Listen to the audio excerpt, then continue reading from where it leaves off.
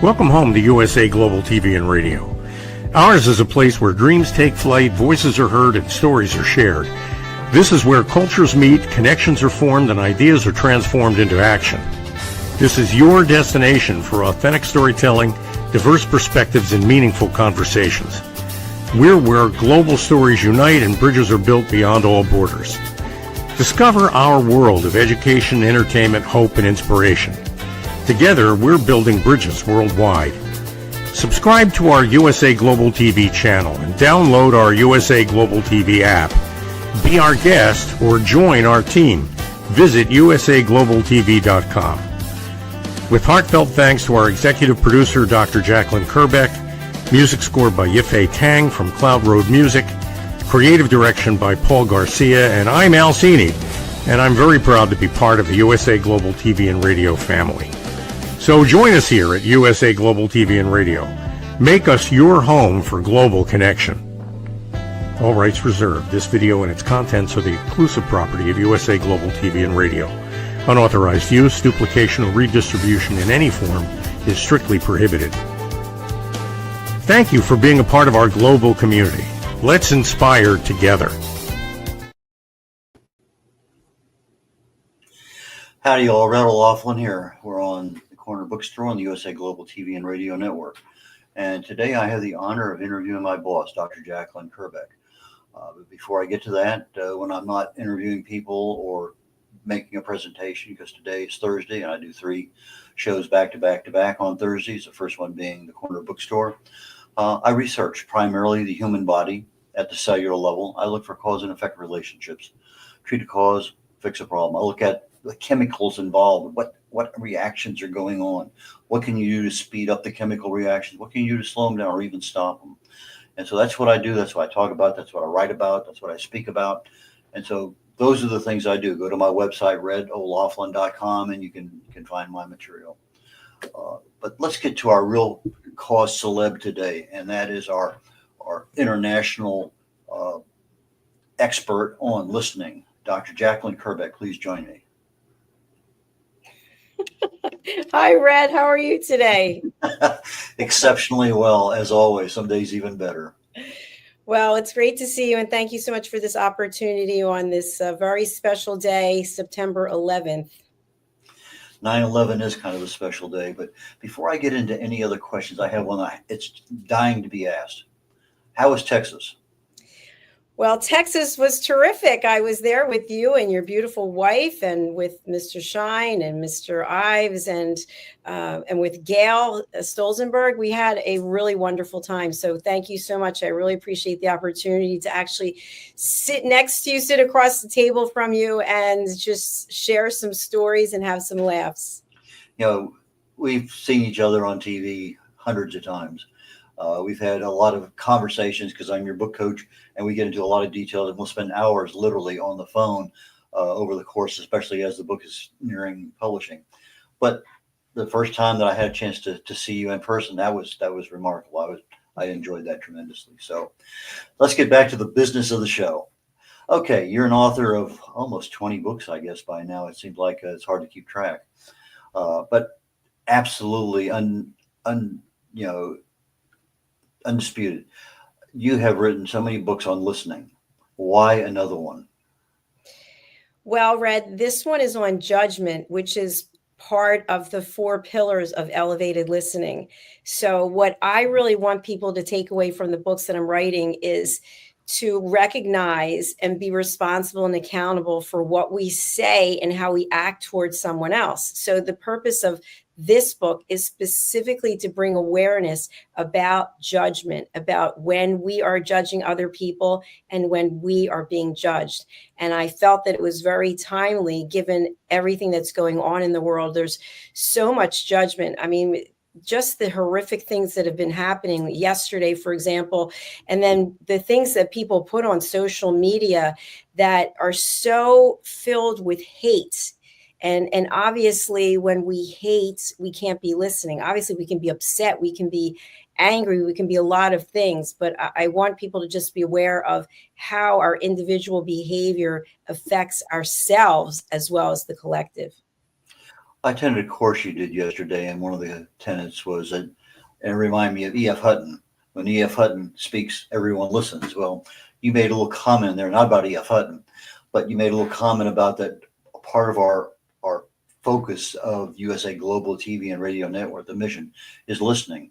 And you provide, and we, as the host and as the support group, we provide awareness and education. And so you're taking that same thing and developing it again and again and again.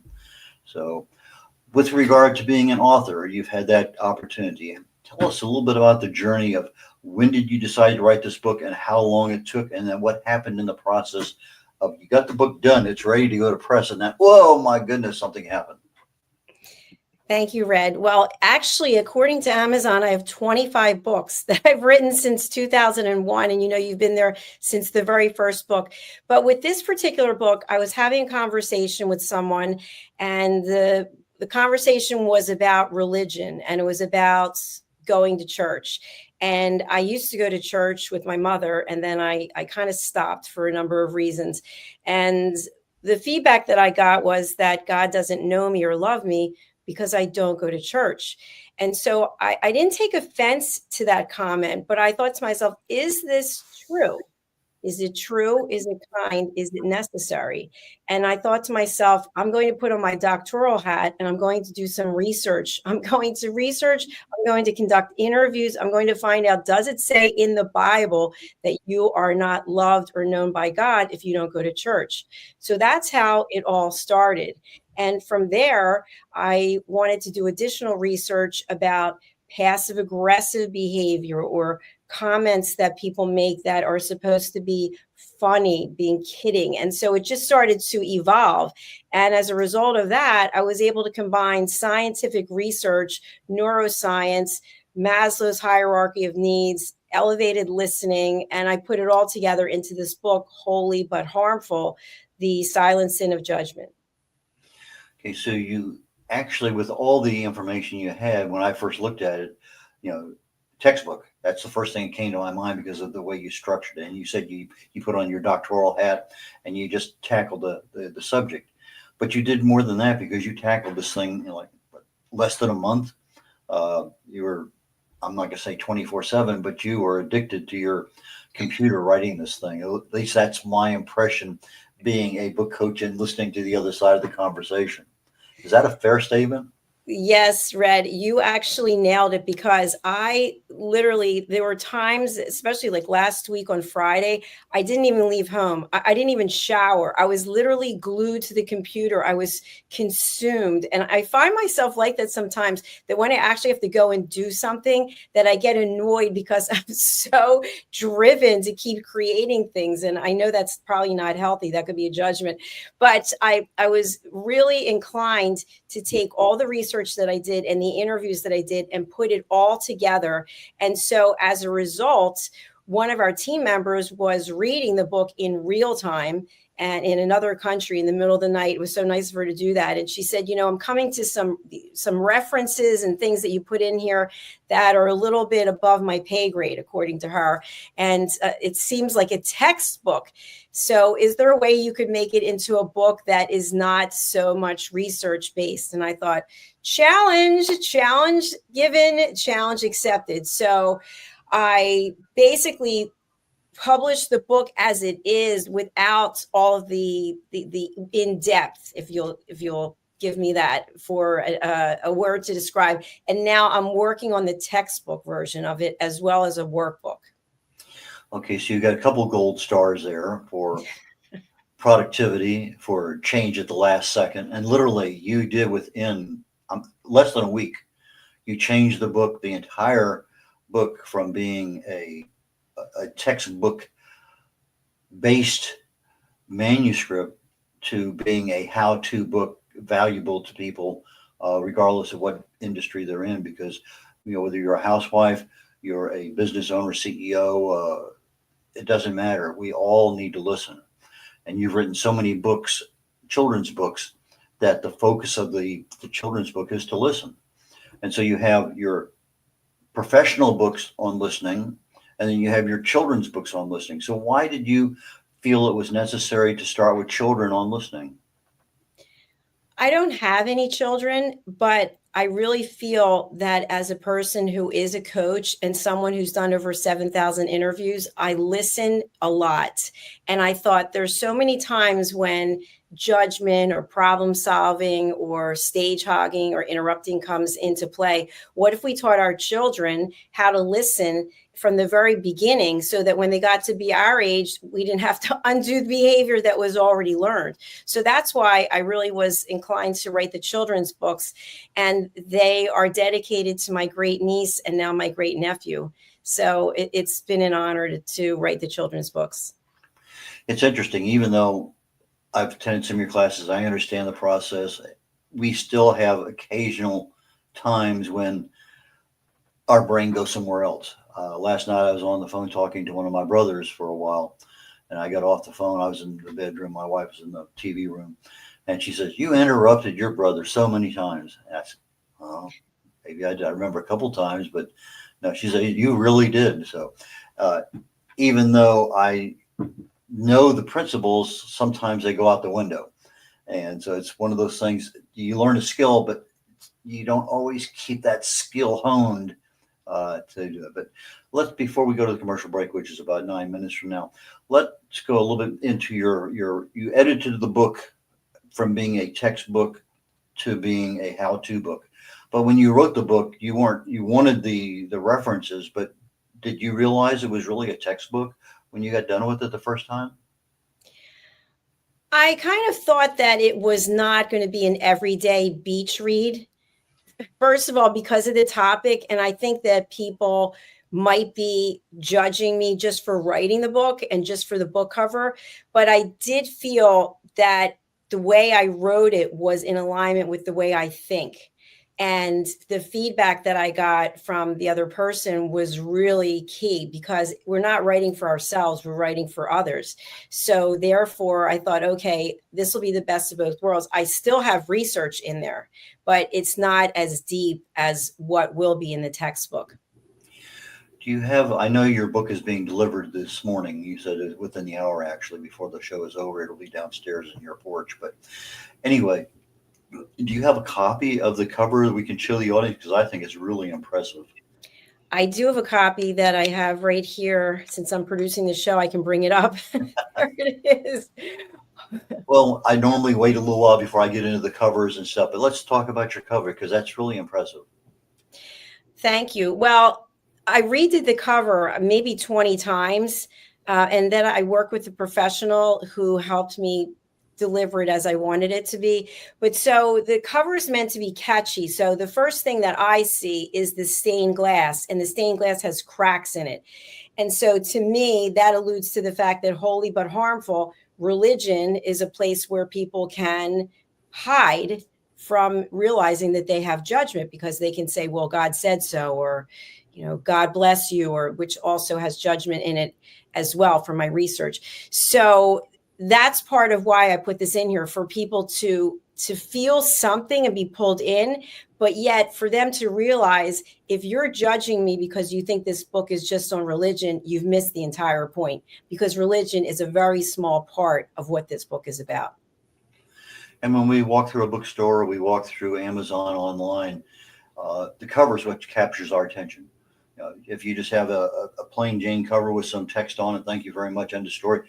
That's not very, unless the title really captures you, you go right on by it. That one is a showstopper, I think, because the colors and the words are something that you're not going to just walk by without stopping and looking at it for a brief moment or two.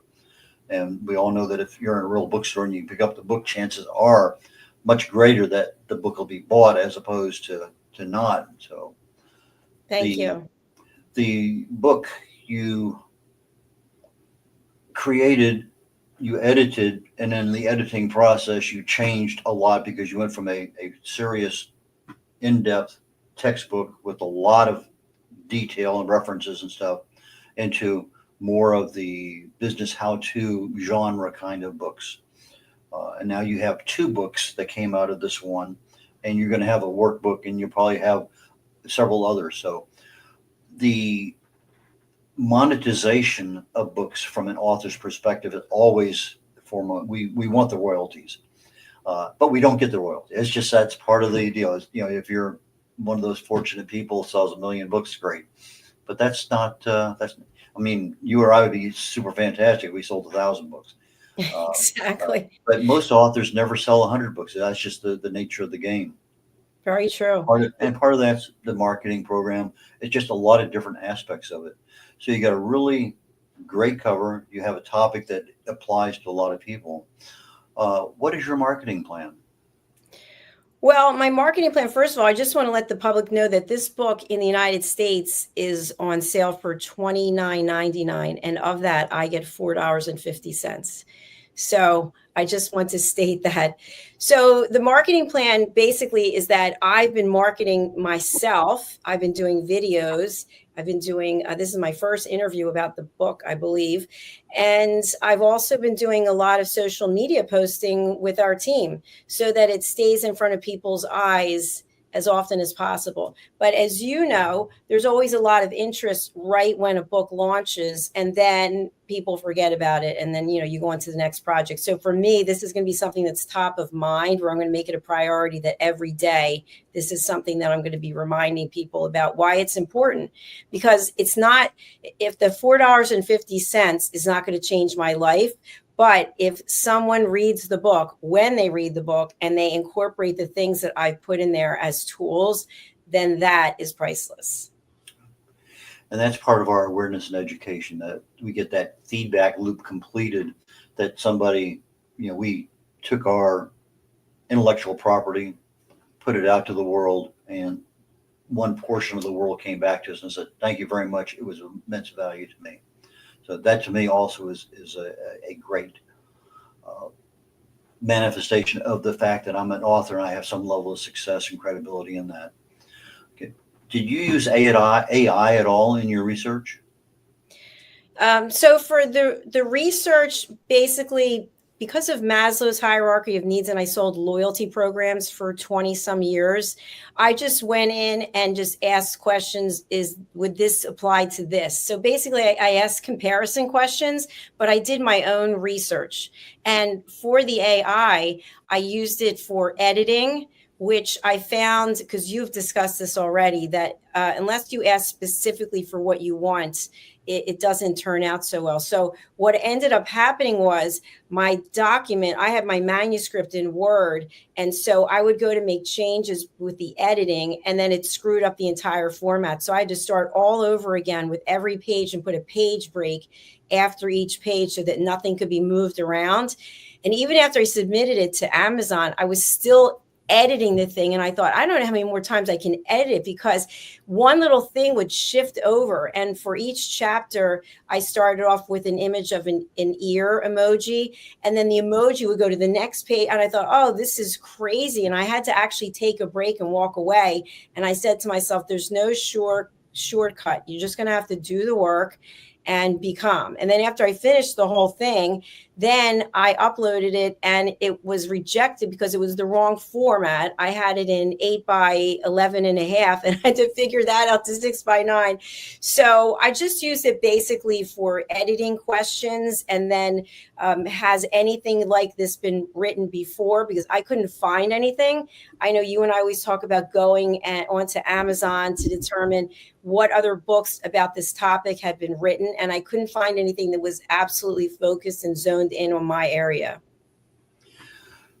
It's interesting because of the nature of what you're doing there with the AI and everything, because writing is generally fairly easy. We just dump out of our brain and then we come back. The editing is a little bit more difficult, challenging at times, because our brain remembers what we wrote, but it doesn't necessarily agree with what turned out on the paper. And I see we're getting real close to a break, so I'm going to let you plan for that one. But when we come back, I do want to get more involved. I want to finish up the part about being an author and some of those things, but that process of actually taking your finished, edited, proofed copy and formatting it for publication. That's what I specialize in. That's what I do. That's my forte. So I'm glad you're mastering additional skills. because you commented the other day. I finally got to a point where you could push the button and you knew you did everything yourself. So congratulations, and I give you a lot of recognition. Thank you. Well, that's a testament to you, Red, because I've watched what you do and you've trained me very well. And I don't think it's something that most people would know how to do. It really is an art to it. And as I mentioned, I couldn't get it right for a number of times. And we're not sure. We'll see when the book comes if I got it right. Well, as I always say, when you have a problem, particularly this kind of problem, go to YouTube. I mean, I spend a lot of time on YouTube, and because there's just so many things that, wow, I forgot to do that. Okay, you go back in, it works fine. So that's my advice to anybody trying to format their book or any kind of situation. Go to YouTube, because there's generally a dozen videos there. People had the same problem, they solved it, and they're sharing their information. So I'm going to let you go ahead and take us to commercial break, and we will come back and talk more detail about your book. All right, here we go. In a world craving connection, one platform dared to dream bigger. USA Global TV and Radio, a beacon for global voices, authentic storytelling, and elevated listening. Led by visionary Dr. Jacalyn Kerbeck, the journey from a spark to a global force is now captured in one inspiring book. Honored with YouTube's Silver Creator Award for surpassing 100,000 subscribers, discover the evolution, the challenges, the triumphs, and the unstoppable spirit that created a global movement. Executive producer Dr. Jacalyn Kerbeck. Music score by Yeffy Tang. Creative director Paul Garcia. This video and its contents are the exclusive property of USA Global TV and Radio. Unauthorized use, duplication, or redistribution in any form is strictly prohibited. Now an Amazon #1 new release in paperback and ebook. Broadcasting Brilliance, the evolution of USA Global TV and Radio, is inspiring readers around the world. Join the movement that's redefining global media one story at a time.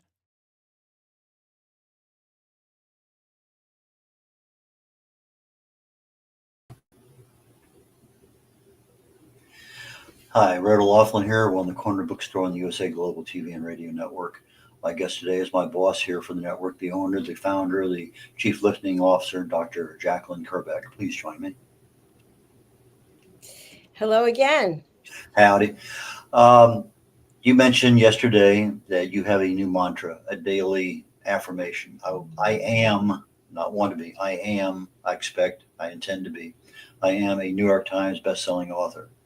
Tell us a little bit about that. I am committed and determined to being a New York Times bestselling author. However, in this journey, what I realized was you cannot be a New York Times bestselling author. The likelihood is very low if you are self-published. So that means that I will have to look at doing things a different way. But I'm saying this to myself every day. It's the mantra that I have. It's in my phone. It's on my calendar. It's written on my papers, so that every day I am a New York Times bestselling author. Vince Poscente did a book, The Ant and the Elephant, and I've seen him in person. He talks about his Olympic trials and some other things, and he used, I think it was gold dots, little 3/4 inch gold dot, and he put them on his bathroom mirror, his refrigerator, his car rear view mirror. Every time he saw that, he would go through this mantra, but he would add the extra senses that we don't typically think about. We say it, but we don't feel it.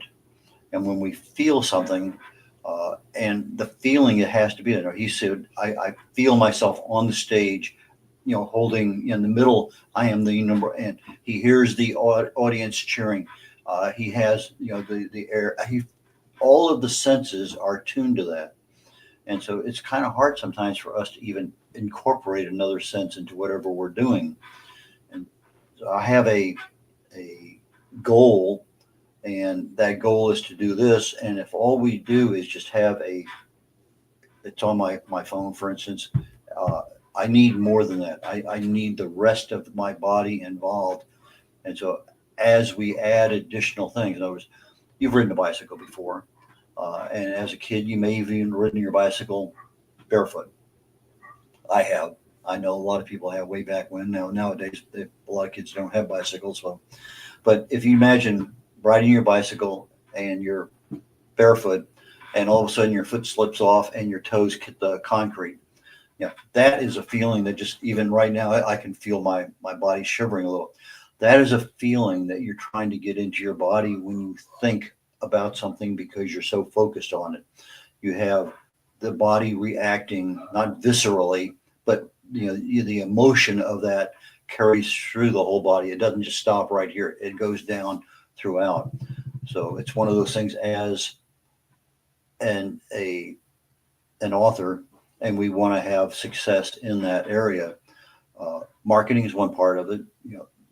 All sorts of things are there, but you hit it right on the head when you say, "I got to do it myself." I am. It's not a future thing; it's present tense, and so that I think is super critical. You've already made up your mind. Now you're filling in all the rest of the blanks. So, with that being said, why this book now? Why is this book important? Why is this topic so important today? I think it's important because of what is going on in the world. It's not just the United States, it's everywhere. And we're in such a rush and we're so self-absorbed. And I just shared with you, I'm sitting at a desk, not even showering for 2 days because I'm obsessed with getting this book the way I want it to be. But we have to look up every now and then and realize that the way we're treating other people is part of the problem. It's part of the issue. And that hidden judgment, that silent judgment, somewhere someone is watching this and they could be rolling their eyes. They could be thinking, oh, what is she talking about? Or why does her hair look like that? Or why is she wearing that dress? Or what about that background? People could be thinking any number of things. They can be looking you right in the eyes, and the whole time that you're talking to them, you think they're listening and they're actually judging you. We do it all the time. I do it. Everyone does it. It's been done to me. I've done it. It's a matter of being aware of it. And that's why I think this book is so important. There definitely will be people who do not get on board, who will say, I don't need any help learning how to listen. And the people who have said that to me without making a judgment, but as someone who I feel is an expert, that's me in this area, yes, you do. Yes, you do need some help because we all need help. But when people are closed off and they say, that doesn't apply to me. And the other reason is if you think about the number of relationships that break up or the amount of divorces, et cetera, and you look at the cause, it's typically irreconcilable differences, which can mean any number of things, but the communication just broke down somewhere. And so that's why I feel that this book is timely and it's needed more now than ever. Define judgment for me. Judgment is having an idea, preconceived idea about someone or something else. And when you have a judgment, something is coming up in your body, in your mind, that is causing you to say something. And it's usually has to do with how you feel about yourself. It's usually something that is unresolved within yourself that you are now labeling someone else. You're calling them a name. You're so this, you're so that. Why do you always do this? And judgment comes in many different forms. But the bottom line is, however it's delivered, the feeling that we have in our body is negative. It is not a positive experience. So if I was saying, Dr. Jacalyn, tell me, do blondes really have more fun? Exactly. That is a judgmental statement. Or if you were to say, you look great for your age. Or one thing that I heard a lot, you think you have it tough? If you had it the way I had it when I was growing up, that's a judgmental statement. Or if someone said to you, do you remember when we were together 10 years ago and you said this? They're actually going to be using that statement against you. So they're bringing up the past to use it against you for what positive reason? There's nothing positive that comes out of it. You used a brief 2-word description a minute or two back called hidden judgment. Is that hidden judgment, that what happened way back when that is indelibly marked in our brain? Yes. And I can actually give an example if you'd like to hear one. Go ahead. When I was in college, I signed up for this class, and it was a fitness class. And it turns out, my understanding was it was a fitness class that the football team, they were taking in the off season. And so there was a lot of running up and down the bleachers and push-ups and all kinds of things like that. And I always love that kind of thing. So I signed up for the course and took the course. And in one day we were in the dining hall, and I walked in, and these people from the team who were in the class, they stood up and they started clapping like this. And they said, Dolly, Dolly, Dolly. And at the time, I didn't know exactly what it meant, but I knew that it wasn't a compliment. But they were acting like they were cheering for me. And what it really came down to at the end was they were commenting on the size of my upper part of my body and comparing it to her. It wasn't they were saying I have a great singing voice or I'm an incredible entertainer. And so that is an example of hidden judgment, where it comes across as though it's something positive. And it comes in many other forms, but that's just one. What are typical barriers to listening? The first, I believe, is the fact that people don't actually think they have an issue listening. They actually truly think they are listening to you. And so what happens is we have so much pressure. We have so many things we have to do. Even if you think about driving, think about how important it is to be focused on driving. We see people, I've seen it, curling their hair, putting on makeup, doing, foot out the window. They're looking at the phone, they're driving. So that's an example of someone thinking they can multitask. And that's what happens with listening. We think we can do more than one thing at a time and still be listening. And Red, I just want to come back with you on this, because in a situation like this, someone might say, I heard everything that you said. You said Saturday, you're going to go to the park, but you missed the rest of the conversation. You picked out one sentence and now you're declaring, I was listening to you. But is that how we want to treat one another? Is that enough to get one sentence out of what someone's saying? So barriers to listening, you don't actually believe that you're not a good listener. Everyone that I've surveyed is always an 8 to a 10. Sometimes there's a 5 or a 6, but out of 10, most people think they're an 8, 9, or 10 when it comes to listening. And if that's the case, why are there so many broken relationships? Why is there war? Why we have going on now in the world? So that's the first thing. The second thing is people don't practice the skills. They have awareness. Maybe they've attended courses. You and I have talked about this. They've read books, but they're not putting it into place. And the biggest one is emotions. When our emotions start to overflow, we lose everything that we know, and we just go right down that hole into the emotional charge. And then we're not listening. Is there a cost to listening? I think there's a cost to not listening. I really believe that. I think the cost to listening is that you are giving an incredible gift. It is, if you think about it, the holidays are coming up and people are always like, oh, what should I get him? Guess what? Listen to somebody. Actually sit down and be a good listener and not judge someone. When people are sharing something, we're so quick to, as soon as they're finished, you know what? I told you shouldn't have done that. No validation about what I just shared with you. It's about control. So there's many different answers I could give to that. I know in our conversations, if you call me on the phone and say, you have 5 minutes, I really have a problem, I need to talk, that I'm giving you permission of my time to tell me. And that's when I should be 100% focused, because it's your problem. I'm here to listen to that problem and be able to offer advice, or just be listening and not offer advice. And that's super critical. So the asking for somebody's listening ability, go into that for just a brief moment or two, getting permission. Thank you.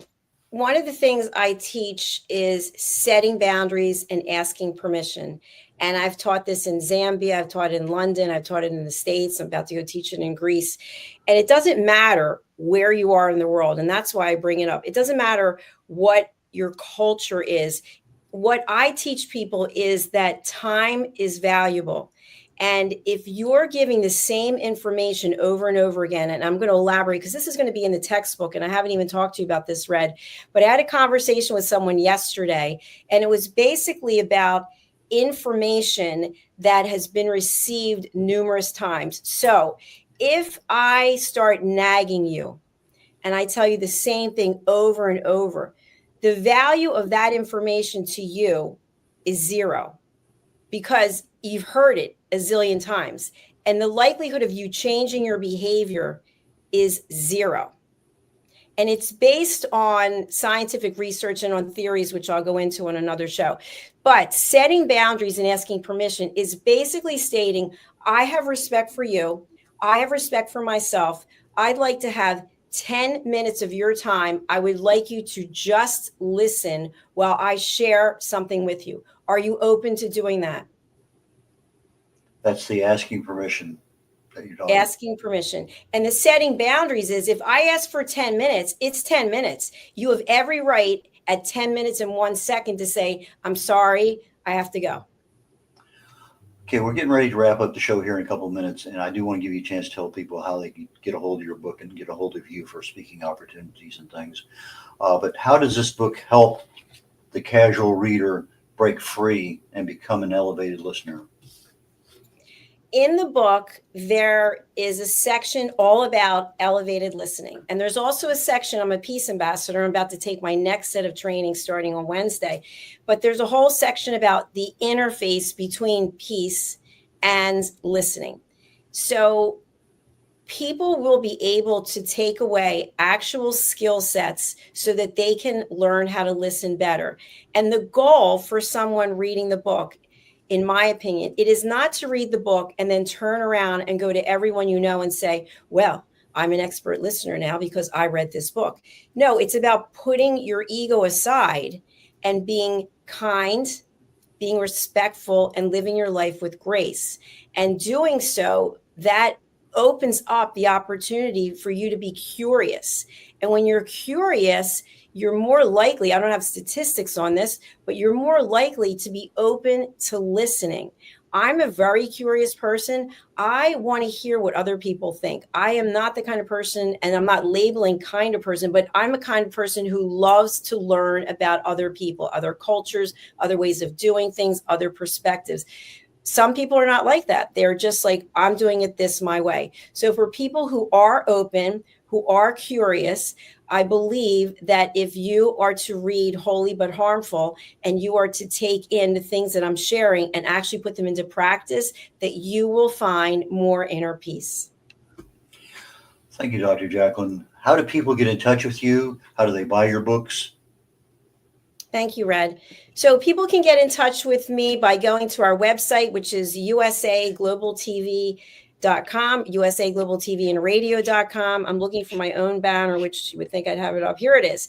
Or they can actually go over to drjacalyn.com, and there's more information there about me being a keynote speaker or running workshops, or even if you like to collaborate. I love to collaborate with other people. So if you're interested, I love to learn about what other people are doing. And then if they're interested in working with me and we can put something together, I would love that. So go to my websites, or you can email me and I'll drop the email in the comments. Okay, so if you happen to be in Greece next week, you have a speaking engagement or a training engagement over there. Then you have a speaking engagement in Washington, D.C. when you get back. And I think you have a training opportunity or something over in Africa. So you got a lot of places you're going to be here in the near future. But if they're going to buy your book, they just go to Amazon, or they go anywhere, or what? So for right now, they can go right to Amazon. The paperback is available. The ebook and the hardback, I believe, are available on Monday. And the hardback and the paperback should be available in bookstores starting next week. Thank you so very much, Dr. Jacalyn. Really appreciate your time today. Thank you, Red. I really enjoyed it. Thanks for having me. This is Red O'Loughlin. We're concluding the Corner Bookstore today. Very shortly, in about 20 minutes or so, I have another program coming up called The Wise Ones. My guest today is Marian LaSalle. She's been on the show before, but she has a very interesting way of marketing that's used AI to create text and video and everything. And it's so simple, even I did it. So please join me here in 20 minutes. If not, go to the USA Global TV and Radio Network on YouTube and look for our archives. Take care, y'all. Bye now. In a world full of noise, misunderstandings, and interruptions, master the art of listening with Dr. Jacalyn Kerbeck. Dr. Jacalyn Kerbeck is the listening mentor of USA Global TV and Radio and the Amazon #1 best-selling author of Mastering the Power of Elevated Listening. Elevate your listening. Elevate your life.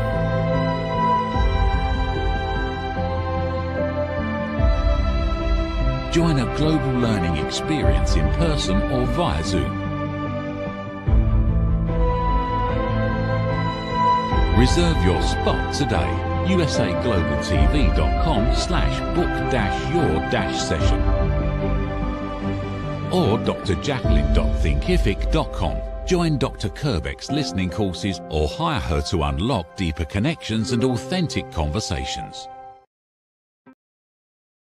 Thank you, viewers and listeners of USA Global TV and Radio, for joining us today. We're honored to have your time and attention as part of our global community. At USA Global TV and Radio, we believe in the power of authentic conversations, meaningful connections, and creating a world of possibilities together. Want to be part of something bigger? Join our team of elevated listeners at usaglobaltv.com, a space where your voice matters and your ability to listen transforms relationships. Stay connected with us across all our platforms for thought-provoking discussions, expert insights, and empowering stories. Subscribe to our channels at youtube.com/c/USA-Global-TV. Follow us on social media and explore the endless opportunities we're creating for growth, learning, and inspiration. Together, we're not just broadcasting, we're building bridges and changing lives one conversation at a time. For inquiries, contact us at info@usaglobaltv.com. Music by Johnny Dies. Produced by Executive Producer and Director Dr. Jacalyn Kerbeck. Voiceover by Mike Porter. Creative direction by Paul Garcia. All rights reserved. Copyright 2025. Visit usaglobaltv.com to view our full terms and conditions.